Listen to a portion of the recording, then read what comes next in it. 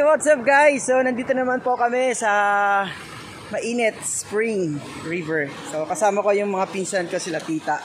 So maliligo na, tatry nila yung mainit na na tubig para pangtanggal sa rayuma at arthritis. Yan, dahil mga senior na nga po itong ating mga kasama at ang aking mga pinsan ay kasama rin. So andyan sila. Ayan, so matatry na nila yung binavlog natin na mainit na tubig. Kaya sa mga nagbabalak na itry din, yan, PM lang kayo para mag-guide namin kayo papunta rito. Ito nga po pala ay under sa pangalaga ng mga katutubo rito. So marami pong tao ngayon. Ayan, may mga naglalaba, may mga naliligo. At kung gusto niyo naman ng magbabad lang, ibabad ang mga paa dito. Ayan. Napakainit. Ayan. Oh. So, namamatay naman yung bakterya dyan. Sobrang init. Kaya kahit ibabad mo yung paa mo dyan. Ayan. Marami pong mga tao ngayon. Kaya hapon ako pupunta rito para wala masyadong kasabayan. Pero dahil nga nagmamadali sila umuwi at matry yung init ng tubig. Ayan, so maglalaba rin ako ng mga ilan-ilan yung pinagpalitan ko kagabi. Lalabahan ko na ngayon.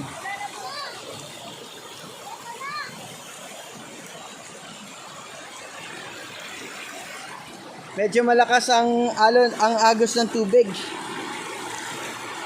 Parang hindi ramdam ang dito, tagtuyot. Dahil maganda ang mataas.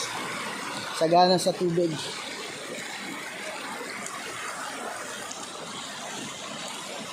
Ayan, so try na muna ng Dito ka na rin, babad mo yung paa mo rito. Oh, Santa Helen. Dito Santa Helen, pag magmamarites tayo dito tayo tumambay. Habang nakababad yung paa natin dito. Ha? Para may kape pa tayo, may merienda pag nagutom tayo, no? Para wala nang uwian. Ayan, meron talagang mga matitigas po ang ulo na pupunta rito at hindi marunong magtapon ng tama. Kaya sa mga naliligo po rito, pakiusap lang, linisin po natin ang ating mga kalat. Dahil babalik sa atin yan. Dapat kumuha ka ng shampoo. Pag ang kalikasan ang naningil, lahat damay-damay. Tayo lahat. Ayan, pasintabi po sa mga nanonood. Pasensya na po kung nakita yung marumi ang natin. Sadya nga po talaga may matitigas ang mga ulong mga nilalang. Pati paglilinis sa ating kapaligiran ay hindi na magawa.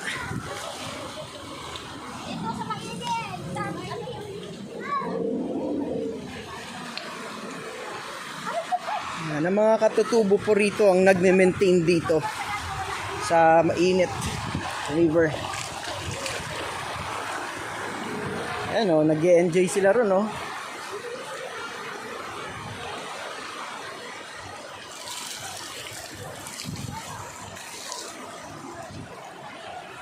Bon, ingat ka, may mga bakal dyan. May mga nakatusok na bakal.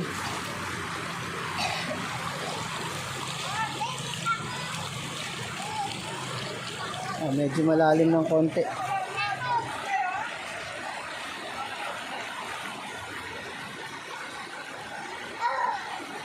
Sige, talon. Woo!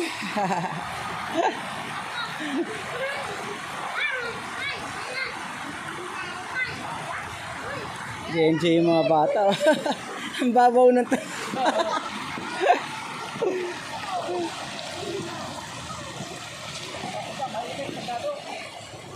Mainit masyado.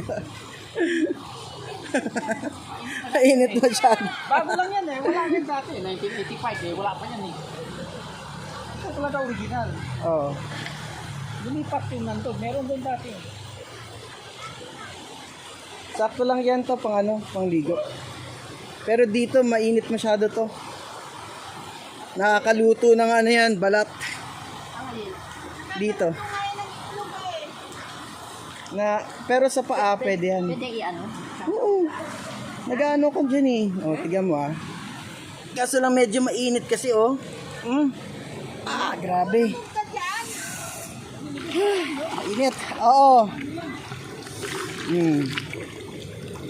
Oh, ang sarap no? Ang sarap na parang ano siya. Alam mo yung parang yung balat mo parang ano yung ano? Parang kinukurot siya ng maliliit. Tapos kapag tumagal na nawawala. Halika ka rin, oh.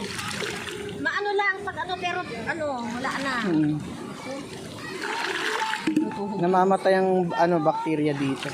Lord, tanggalin mo lahat ang mga sakit sa tuhod ko, Lord. Sa mga may mga rayuma, arthritis, napakaganda dito. Gamot yan.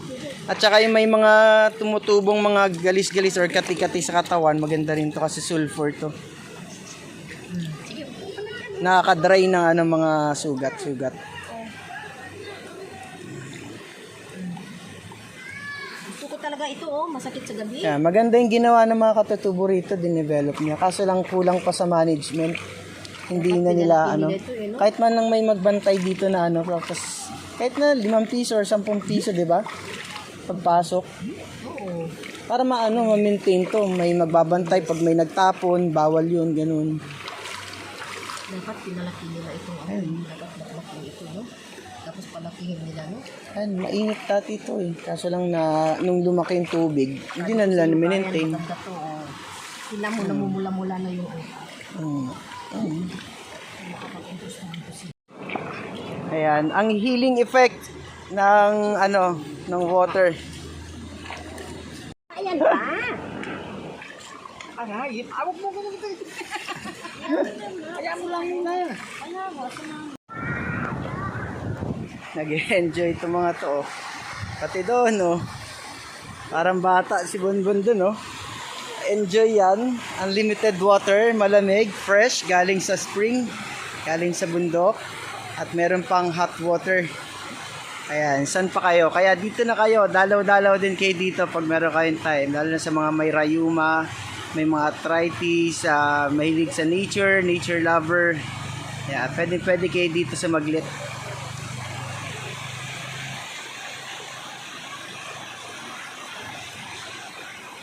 Ayan, habang nagmamaritisan, pwede kayong tumambay dyan.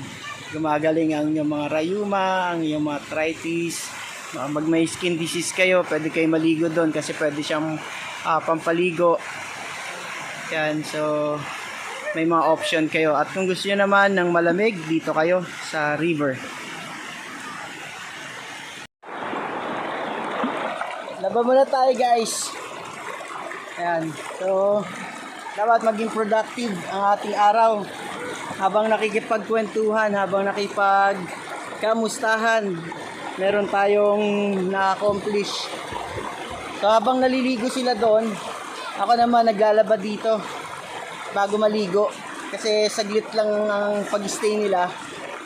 Talagang sinadya lang din nila na makita at ma-experience ang pagligo dito sa mainit river or yung tinatawag na spring, yung hot spring na galing sa bundok. Grabe haba na ng buhok ko guys, oh.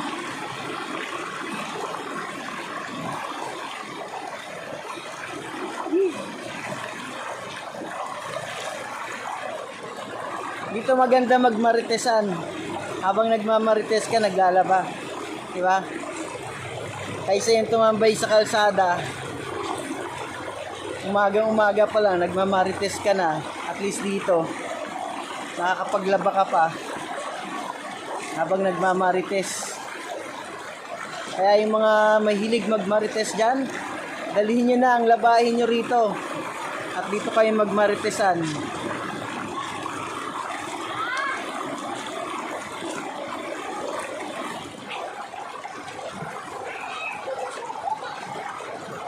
Sa mga nagtatanong kung bakit ang bilis ko maglaba, yung mga damit ko naman ay hindi naman ganun karumi dahil napapawisan ko lang sila.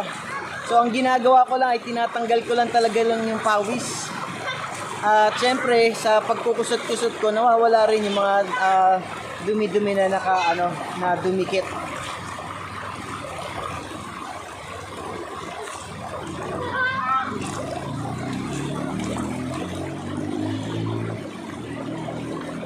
Ayan, so may mga bagong dating ho.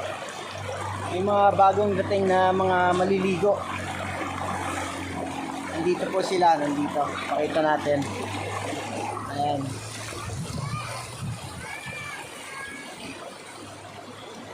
So, doon yung mga bagong dating sa gilid.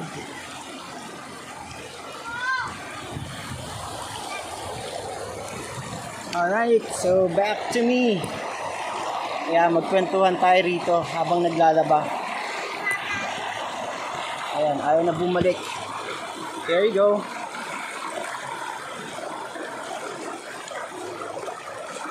So isang damit lang naman to, and then itong aking pinagbisan ngayon. Medyo napaaga ang ating pagligo rito. Kaya nang sinamahan natin yung mga naligo, sila tito at sila tita sa mga pinsan ko.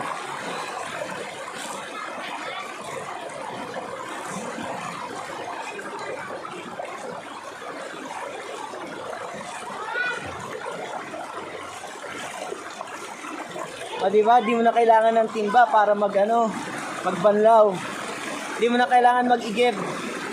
Or di mo na kailangan magbayad ng tubig para makapaglaba. Ayan. Dapat marunong kang magkusot. Ayan. Sa washing kasi parang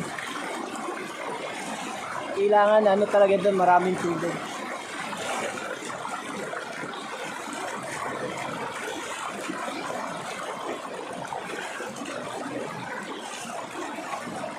May time na naglaba ako rito, lakas ng agos. Hindi ko naramdaman, kaya pala sabi ko parang may kulang. Naianod yung isa kong brief. Ewan ko saan na nakapunta yun. Maswerte nakakuha nun.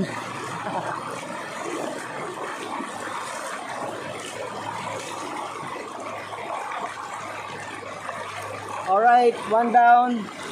So ito namang cup. Gawa nang nabasa ito, pumunta kami ng bundok. Nag-harvest kami ng mga rambutan. So medyo na nangamoy gawa ng naulanan kami, tapos hindi ko na patuyo ng maayos. Hindi ko nalabahan.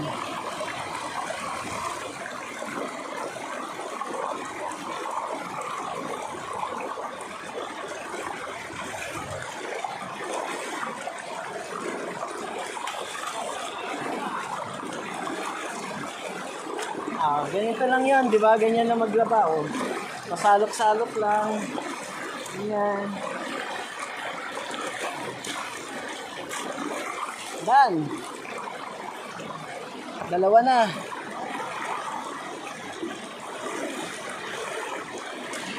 And then, itong ginamit ko.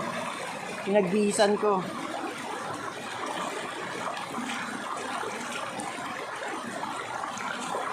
Kung may signal lang dito, pwede pa nga ako mag-join sa live. Pwede pa makapag-support sa mga live.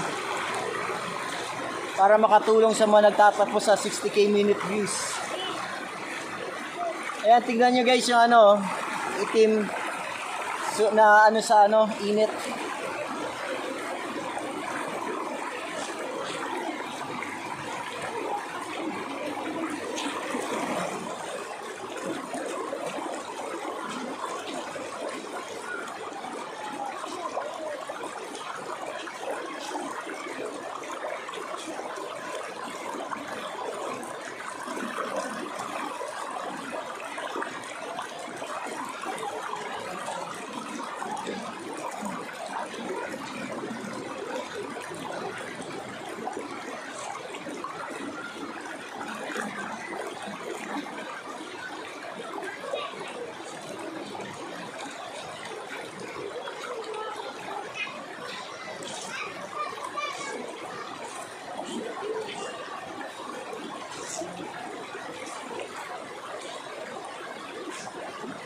Yan, then after nito maliligo na rin ako.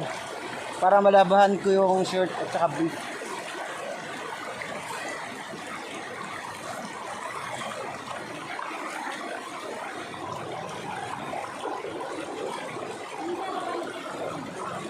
Ha? Okay lang, sabon naman na pupunta sa inyo.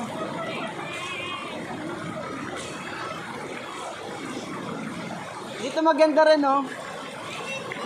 Lakas ng ano, tubig. Sorry.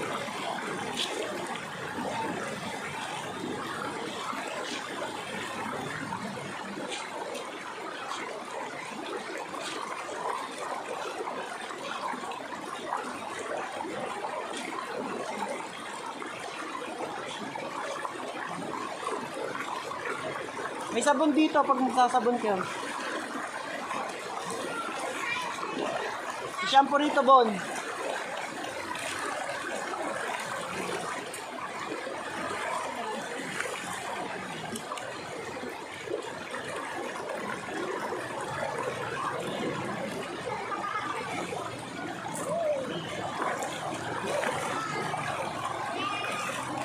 Nag-try ka na doon? Sa mainit?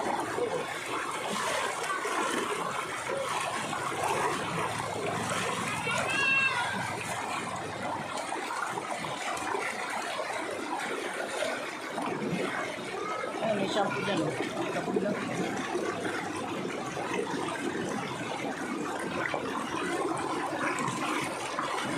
Para paglabot dito eh.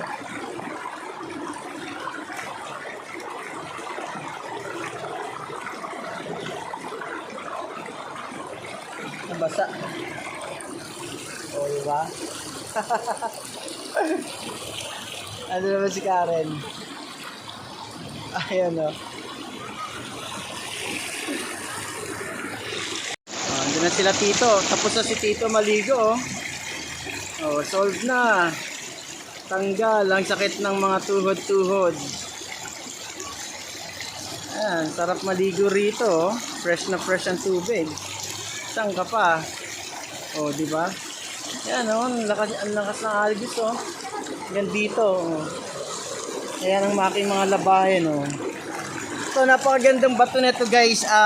Napaka-ano nito, napakatibay. Yan. Solid tong bato na to. Kaya dito ako naglalaba kasi dito ako pumipwesto na nakaupo habang nakababad yung pa ako sa tubig. Tapos madali na lang din magbanlaw. Kasi nga ito, nandito yung pinakamalinis na tubig. Di ba?